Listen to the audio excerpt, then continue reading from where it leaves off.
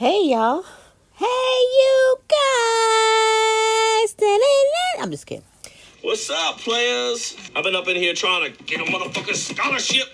How are you? I hope you are doing well and your fall is getting off to a great start. I hope that you are hanging in there at the very least. So I'm going to show you what I like to do periodically just to make sure that our household budget is as efficient as possible. And by that I mean just making sure that we are not overspending in any area. But the coolest part about this exercise is that it possibly helps you to find extra money, possibly a whole utility bill's worth, without having to go out and borrow or generate the extra money. So stay tuned as I show you how I complete the exercise and how I got one bill reduced by 60%.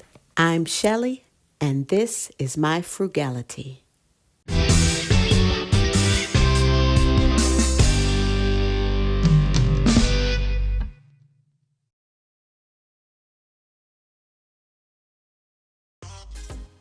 Okay, so we all know how easy it is to sign up for something when it's not a terribly large dollar amount, even if it is on a monthly basis. There's something about that low dollar amount that makes us just say, oh, it's only $3. It's only $4.99.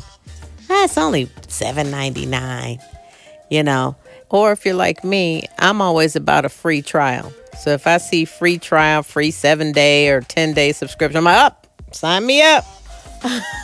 So I'm like, okay, I'll just cancel right before the trial is over. But you have to be really, really careful. And I make it a point to give myself some kind of note or what have you. But then sometimes I say, well, I really did like that show I got to watch. That kind of drew me in. But then they have the nerve to cancel it. Can you believe that? Then you didn't pay or got the free trial so that you can watch it. Then they cancel the damn thing. So I'm going to give you 5 steps to implement a process because you need a process to ask, do I even want this or need this subscription anymore? You also need to look at your memberships because a lot of times we will sign up for memberships and at the time, they are very valuable. We are using them to gain certain information. There may even be bonuses included with the membership initially, but the membership may go up in price or change over time, or you may just not need it as you did in the past. And that's why it is important to review periodically to keep your budget efficient and find extra cash possibly when you need it, especially when you're just starting out this process. So I'm including this in my fall savings series because it's just so easy to spend in this area of your budget and forget about it. And if you in fact no longer need it, then you're wasting money. So let's get started.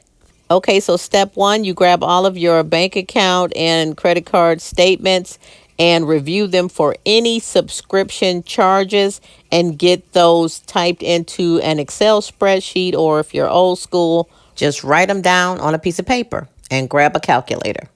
Okay, so here are ours.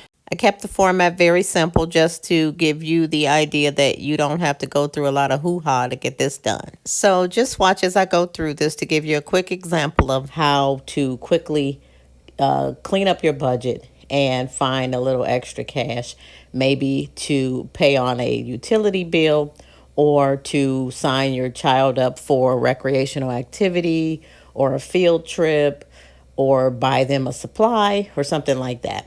Or to even go and get your nails done once all of your other bills are paid. Okay. Okay. Are we still checking for the money reside guy? We'll hype somebody up and then drop them like a hot potato. I'm going to go check on the money reside. Okay, let me stay, folks. Anywho, step 2. Next, you want to total these babies up first, just so that you can get an idea of how much you're spending each month on this stuff, on this area of your budget, so that you don't make excuses when it comes time for the next step.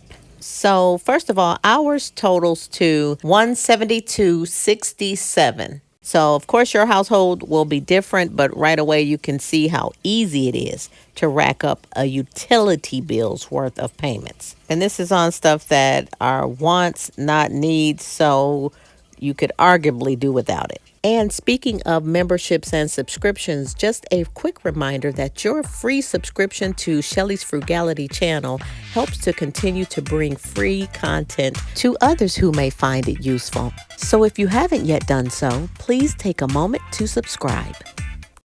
Okay, so now step 3 is reviewing and determining which ones are still reasonably needed, meaning which ones are still really useful and which ones are not. You also want to look for any price increases. Sometimes there's in the fine print a time when there's an introductory price, and that will change over a few months, and you may have not made note of that. Hopefully you have, but this is a good time to catch that. And but of course, the best practice is to make note of it and catch it before it changes, so that if you no longer need it beyond those that introductory period, you can cancel before you're charged an increased rate for the subscription. Also, you want to use this as another opportunity to look for any unrecognized charges. You should always be checking your accounts on a consistent basis and sign up for alerts so that you are aware of any and can prevent or very quickly stop any unrecognized charges. But this is another opportunity to do so. Okay, so as I'm sure you just saw, I noticed right away that the one at the top has increased significantly. And I'm sure it's because I've had, this is a subscription, one of mine that I've had for quite some time. And I'm sure one of the monthly renewal reminder emails probably had some very fine print somewhere in there that said, oh, by the way, we're going to increase, or, something like that. So I will tell you what I did about that, So sometimes that happens. It's been very busy, and if you've had it for some time, you may just assume that that's the customary renewal email. So anyways, I'll talk to you later about how I addressed that. The rest of these I'm going to review and determine which ones to get rid of. I see a few where I was interested because of various reasons, like shows or different things I was doing, and I'm going to get rid of some of these. So you get the idea. So your step 4 is to get to cut. Get rid of the ones that you no longer find useful or could do without. So I got the first one reduced to $9.99, which I'll tell you about later. We decided the 647 one is no longer useful. Neither is the 431. The 1511 was BET trying to run up in us, and we're over it. And also the 12.99 is in jeopardy, but I'm debating holding on to it. If I don't commit to using that soon for workouts, we're going to get rid of that one as well. So this is also a great way to keep yourself accountable, so you don't end up spending money on something that you're pretending you're going to use.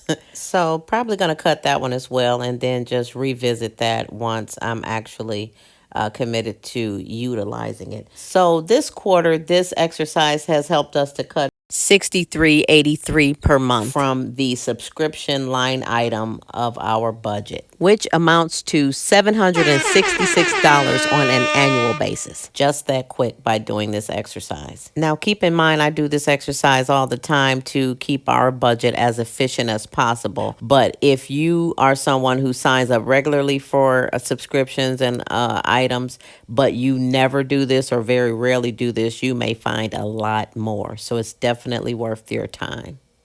All right, and when that's done, your final step is to contact those who you want to cancel with. Make sure you do that in writing and keep a copy of that, because you'll want to follow up to make sure that the cancellation actually occurred and you're not continuing to be charged. So 5 steps and you're done. Now let me share with you how I had the bill that was increased reduced by 60%.